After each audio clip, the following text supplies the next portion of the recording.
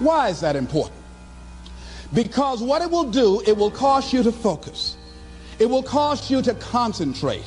When that other conversation is going on telling you what you cannot do, telling you all of the impossibilities and all of the obstacles, your concentrating will begin to create a larger vision within yourself, and you start looking for and seeing some new opportunities. You start creating some openings for yourself. As you begin to read that every day, day in and day out, that will make you focus. That will discipline your thinking. And you'll get all kind of creative ideas. As I talk to you right now, being involved in this immersion process, you're going to create some openings for yourself. You're going to get some ideas. You're going to feel your adrenaline flowing, and you're going to think about something, some idea you had. And you say, I want to go back and I'm going to look at that again from a different vantage point, not from the level of the problem of the obstacles that I encountered, but from a higher vantage point. Because what you will begin to see and to know as I talk to the higher consciousness within you, that you are powerful, that you are a miracle worker. And that inner conversation has conditioned you to believe that you are not. And as you begin to discover the truth of who you are, whatever challenge that you're facing in life, and if you're living, you're facing some challenge, you'll begin to know that you're powerful and that you're a miracle maker. So as you begin to write down exactly what it is that you want, read it every day. The next thing is, see yourself there. How will you feel once you get there? What will the experience be like for you?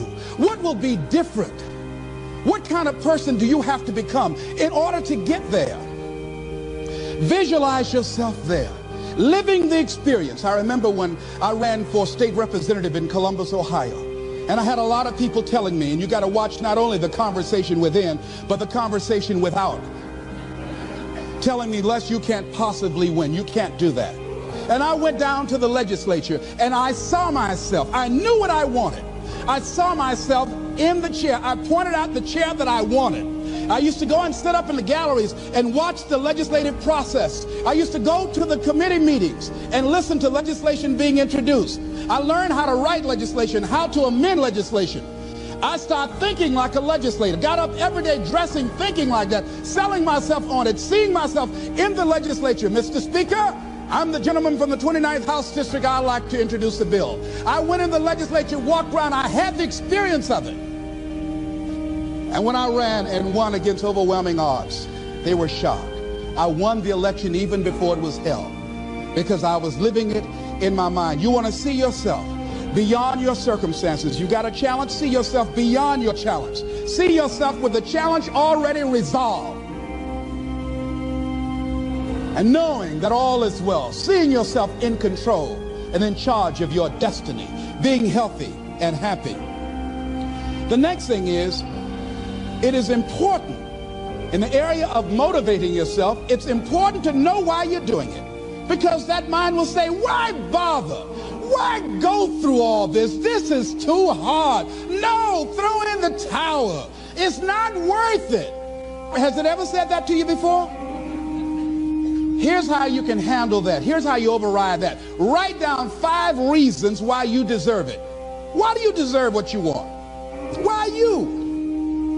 Why do you deserve it? What meaning and value will it bring to your life? What's so different about you that you deserve your goal or this goal? And when you write down those 5 reasons, when you have some down moments, and you're going to have them, when that conversation starts talking to you and it's going to talk to you, what you will do is you can pull that out and read it, and it will build you up. It will be your rod and your staff to comfort you through some challenging moments, because you're going to have some. Life will knock you between the eyes. It will catch you on the blind side, come out of nowhere, stuff you can't anticipate. That will knock the wind out of you. You want to give up. That's why it's important for you to work on yourself, listening to tapes, building yourself up, talking to yourself with power, feeling, and conviction, building yourself up day in and day out, because it's coming. I guarantee you. Life is just waiting. Oh, he's doing good now, huh? Very good. I remember I had an experience. I was pursuing my dream. And that's why you have to work on yourself. You don't know what's going to happen. And I was telling people, I had this big rally I had to do. It was 5,000 people there. And I said, you must work on yourself. If you want a larger vision, you've got to empower yourself continuously, because life will catch you on the blind side. And after I finished my speech, I got a rousing standing ovation. And I went and called the young lady that I was dating at the time. I said, hey, guess what? I said, they love me. I got a standing ovation. And they were chanting, we want the motivator. We want the motivator. I said, listen, we want the motivator. Do you hear? She said, yes. Les, I need to talk to you. I said, well, wait a minute. You're talking about tough. I was getting off, and I'll be home soon. Les, I heard a voice in the background. Hurry up and tell him. Who's that? Les, you've been gone a lot, and there's somebody else. What? And they came in. Les, come on, Mr. Motivator. They want you back out there. Wait a minute, hold a minute. What'd you say? I'm sorry, there's someone else. And I heard the voice say, hang the phone up. Come on. I say, wait a minute. I say, hey, Motivator, come on. They want you. Can't you hear them cheering? I say, okay. I say, when you working on a larger vision, I say, you got to really work on yourself, because life will catch you on the blind side.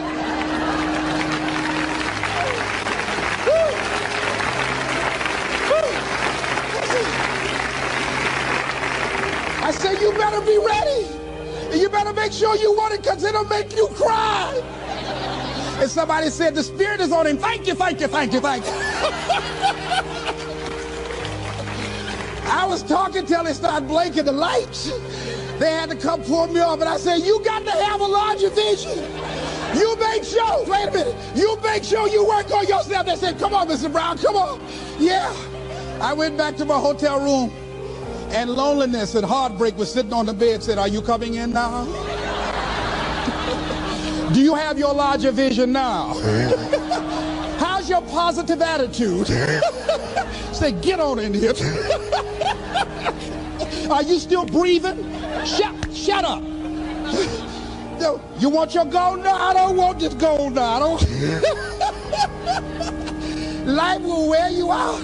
You'll be saying, no, I can't, and no, I won't. You try to read and can't see nothing through the tears. I went plundering through the drawers in this hotel trying to find a Gideon Bible, anything, you know. I said, anybody help me. Yahweh, Yahoo, anybody. Boy, I tell you, that's why you got to work on yourself. Because life will send you some curves you cannot anticipate. The next thing is that whatever you do, you want to develop technical mastery. You want to be the best at what you do. You want to master it. See, part of self-motivation is you've got to find something that gives you a strong sense of competence. Well, you become known for that. You develop a reputation of being good at doing that. You set some high personal standards for yourself. You're not competing with anybody else. You're just unfolding yourself to be the best person that you could be. That you want to give the best quality service that you can give, because that is a statement about who you are. The other thing that's the key to self-motivation is recognize the fact that you're going to get into some slumps. Recognize the fact that you're going to encounter a great deal of failure in life. It goes with the territory. But in the face of that, you want to be relentless. When you want something, you don't expect everybody to say, oh, come on in. Oh, you want this? Oh, great. We want to give this to you. You're such a nice person. You're doing it for your family, aren't you? Great. No, life isn't like that. No. Many doors will be closed in your face. Many loans that you will want. And they'll say, no, you don't have enough collateral. You don't have enough credit. And most people will give up. But you've got to decide that I'm going to be fearless. I refuse to be denied. And I'm going to go all out. I'm going to be relentless. I don't care how many no's I encounter. I like something Isaiah Thomas said when he was getting ready for a basketball game. He said, I'm going to either shoot us in or shoot us out, but I'm not going to not do anything. And that's the way to go. You can't make a basket unless you shoot the ball. You can't hit a home run unless you take a swing at it. Most people won't even take a swing. Well, I probably won't make it anyhow. That's the conversation within. They probably won't give it to me anyhow. If you want something, you've got to be relentless. You've got to decide, I deserve this, and I'm going to have it. And you go all out to get it. That drives you. The next thing is that when you want something out of life, you've got to be willing to go into action. Don't wait around for things to be just right. Don't wait for things to be perfect. Don't wait for the ideal situation. It will never be ideal. There will always be a reason. Well, as soon as the children grow up, as soon as I pay my bills, as soon as I get my divorce, as soon as I get enough money together, do what you can, where you are with what you have, and never be satisfied. A lot of people never take a chance in life. They don't want to take any chances. They want the situation to be ideal. See, that's not walking by faith. That's walking by sight. If I can see it, I'll do it. No. A lot of people say, if I can see it, I'll believe it. No. If you believe it, you can see it.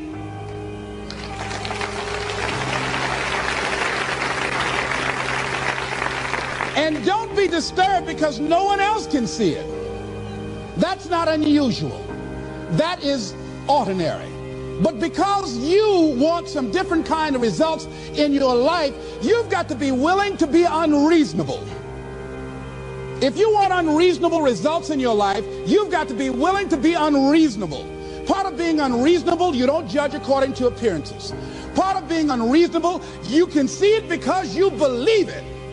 That's part of being unreasonable. Part of being unreasonable, you're like Paul who said, you must have the faith to call forth those things that be not as though they were. That's part of being unreasonable. Most people won't do that. Most people say, call me when you get it together. Then I'll support you. The other thing is that one of the keys to self-motivation that empowers you is that you want to find a cause larger than yourself. Find something that you can contribute to. Find something that you can make a difference because you can. Part of what feeds your larger vision, part of what gives you a reason for being, part of what gives you your life is being able to give something back. Say, I can't afford to give anything. You can't afford not to give. Give your time. Give your talent. There's nothing just to go over there and lick envelopes.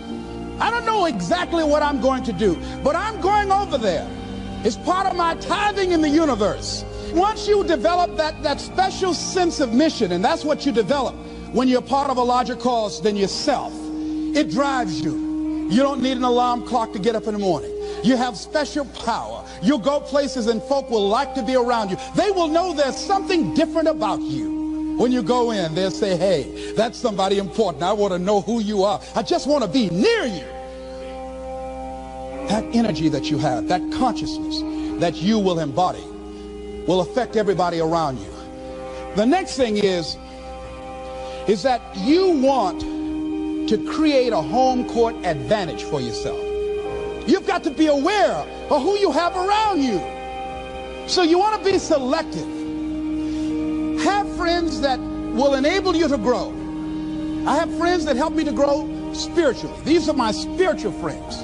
I talk spiritual stuff with them. I have some other friends who are just intellectual friends. They make me grow intellectually. They make me stretch. I have some professional friends. I'm a member of the National Speakers Association. I get together with other speakers and we learn from each other and we grow from each other. I have other friends who are just social friends. All we do is just socialize together. We'll look at a basketball game together or go out dancing, but that's all we can do. We don't talk anything serious, nothing spiritual, nothing intellectual. That's not that kind of relationship. Nothing heavy up in here.